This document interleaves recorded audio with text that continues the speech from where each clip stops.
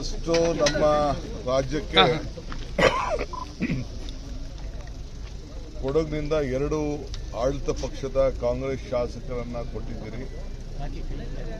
ಕೊಡಗಿನ ಮಹಾಜನತೆಗೆ ಫಸ್ಟ್ ಒಂದು ಸಾಷ್ಟಾಂಗ ನಮಸ್ಕಾರಗಳನ್ನ, ವಂದನೆಗಳನ್ನ, ಕೃತಜ್ಞತೆಗಳನ್ನ ಅರ್ಪಿಸಲಿಕ್ಕೆ ಪ್ರಯತ್ನ ಮಾಡ್ತಾ ಇದ್ದೀನಿ. ಭಗವಾನ್, ಎರಡನೇದು, ಇವತ್ತು ಬಂದ ಉದ್ದೇಶ ಹಿಂದೆ ನಮ್ಮ ನೀರು ನಮ್ಮ ಹಕ್ಕು ಅಂತೇಳಿ ಕಾವೇರಿಯಲ್ಲಿ ಪೂಜೆ ಮಾಡಿ, ಈ ಜಾಗಕ್ಕೆ ಬಂದು ಪೂಜೆ ಮಾಡಿ ಮೇಕೆದಾಟು ಪಾದಯಾತ್ರೆ ಮಾಡಿದೆ. ನಾನು, ನಮ್ಮ ಪಕ್ಷ, ನಾನು, ಸಿದ್ದರಾಮಯ್ಯನವರೆಲ್ಲ ಸೇರಿ ನಾವೆಲ್ಲ ಮಾಡಿದೋ. ನೀವೆಲ್ಲ ಹೆಚ್ಚಿಗೆ ಬಂದು ಪ್ರೋತ್ಸಾಹವನ್ನೆಲ್ಲ ಕೊಟ್ಟಿದ್ರಿ.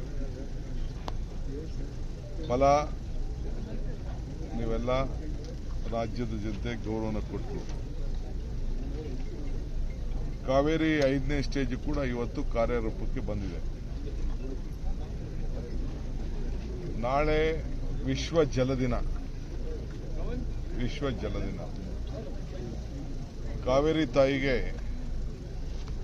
ನಮನಗಳನ್ನು ಅರ್ಪಿಸಬೇಕು. ಇನ್ನು ಮೇಲೆ ಕಾವೇರಿ ಪೂಜೆ ಮಾಡ್ತೀನಿ ಅಂತೇಳಿ KRS ಅಲ್ಲಿ ನಾನು ಆಶ್ವಾಸನೆಯನ್ನು ಕೂಡ ಕೊಟ್ಟಿದ್ದೇನೆ. ಅದು ಕೂಡ ಈಗಾಗಲೇ ಸಿದ್ಧತೆ ಎಲ್ಲ ಆಗ್ತಾ ಇದೆ.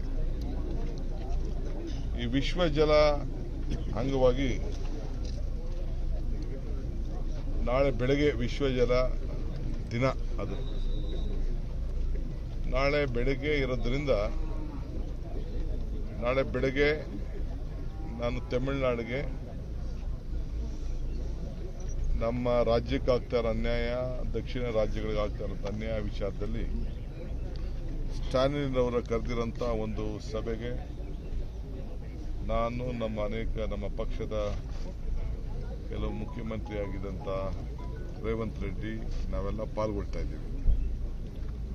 ಅಲ್ಲೋಗಿ ನಾನು ಪ್ರತಿಪಾದನೆಯನ್ನು ನಮ್ಮ ರಾಜ್ಯದ ಹಿತಕ್ಕೆ, ದಕ್ಷಿಣ ಭಾರತ ಹಿತಕ್ಕೆ ನಾನು ಪ್ರಸ್ತಾವನೆಯನ್ನು ಸಲ್ಲಿಸಲಿದ್ದೇನೆ.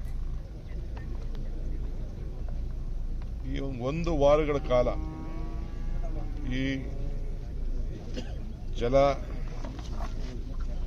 ವಿಶ್ವ ಜಲ ದಿನ ನಾಳೆ ಬೆಳಗ್ಗೆಯಿಂದ, ಅಂದರೆ ಇವತ್ತು ಸಾಯಂಕಾಲ ಬೆಂಗಳೂರಿನ ಅಲ್ಲೊಂದು ಋಷಭಾವತಿ ನದಿ, ಕಾವೇರಿಯ ಒಂದು ಜಲ ಪ್ರದೇಶದಲ್ಲಿ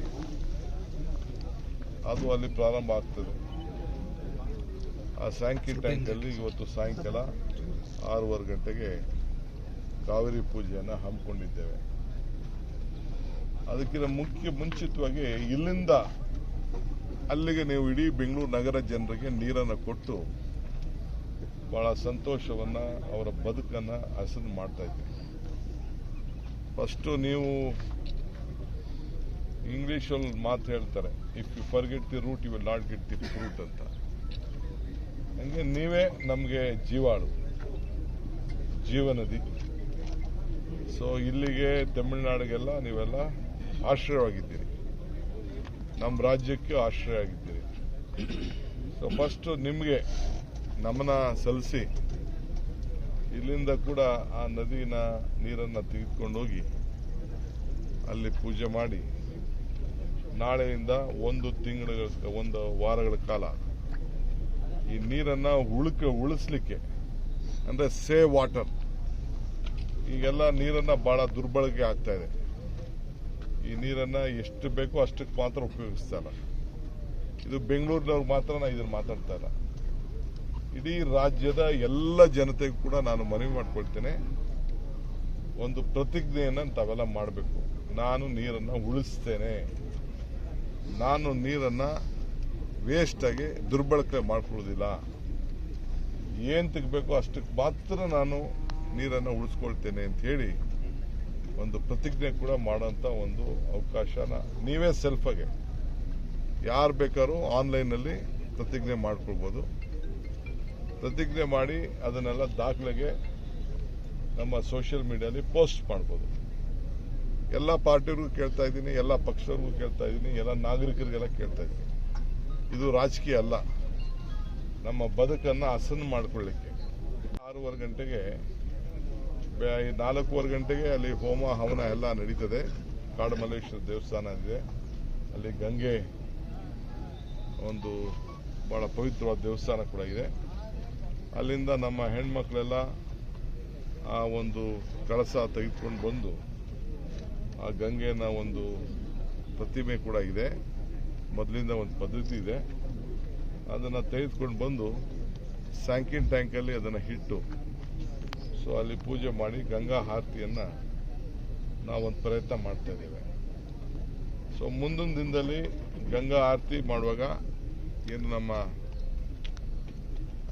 KRS ಅಲ್ಲಿ ಮಾಡಬೇಕು ಅಂತಿದ್ದೀವಿ, ಅದು ಕೂಡ ಹಣ ಕೂಡ ಈಗಾಗಲೇ ಮೀಸಲಾಗಿ ಇಡ್ತಾ ಇದ್ದೀನಿ. ಈಗ ಅದಕ್ಕೂ ಕೂಡ ನಿಮ್ಮ ಕಾವೇರಿಯ ಕೊಡಗಿನ ಕಲಾವಿದರು ಕೂಡ ಆ ಒಂದು ಆರತಿಯಲ್ಲಿ ಪಾಲ್ಗೊಳ್ಳೋ ರೀತಿಯಲ್ಲಿ ಅದನ್ನು ಎಷ್ಟು ದಿನ ನಡೆಸಬೇಕೋ, ವರ್ಷಕ್ಕೆ ವಾರಕ್ಕೆ ಎಷ್ಟು ದಿನ ನಡೆಸಬೇಕು, ಅದೆಲ್ಲ ನಾನು ಮುಂದಕ್ಕೆ ತೀರ್ಮಾನ ಮಾಡ್ತೀವಿ.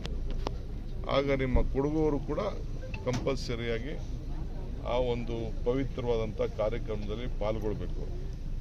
ಆ ರೀತಿ ನೀವು ಆ ಒಂದು ಪ್ರೋಗ್ರಾಮನ್ನು ಮಾಡಬೇಕು ಅಂತೇಳಿ ನಮ್ಮ ಕನ್ನಡ ಕಲ್ಚರು, ಧಾರ್ಮಿಕ ದತ್ತಿ ಮತ್ತು ನಮ್ಮ ಇರಿಗೇಷನ್ ಇಲಾಖೆ ಇವರು 3 ಜನ ಕೂಡ ನಾನು ನಿರ್ದೇಶನವನ್ನು ನಾನು ಕೊಟ್ಟಿದ್ದೇನೆ.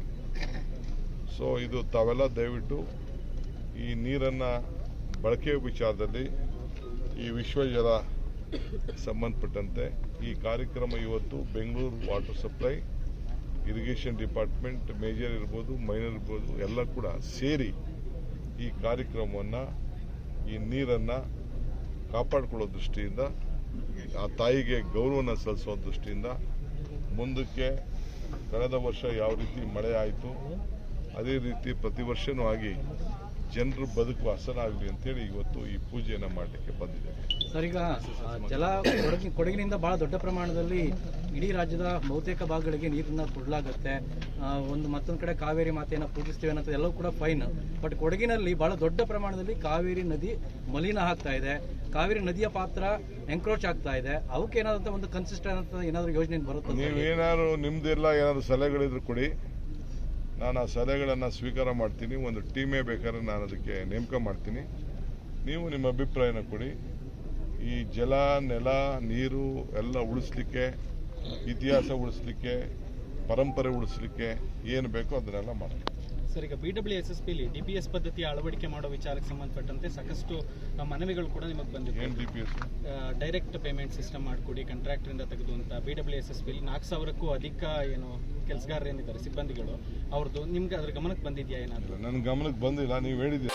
ಈ ವಿಡಿಯೋ ನಿಮಗೆ ಇಷ್ಟವಾದಲ್ಲಿ ಲೈಕ್ ಮಾಡಿ, ಶೇರ್ ಮಾಡಿ, ಸಬ್ಸ್ಕ್ರೈಬ್ ಮಾಡಿ.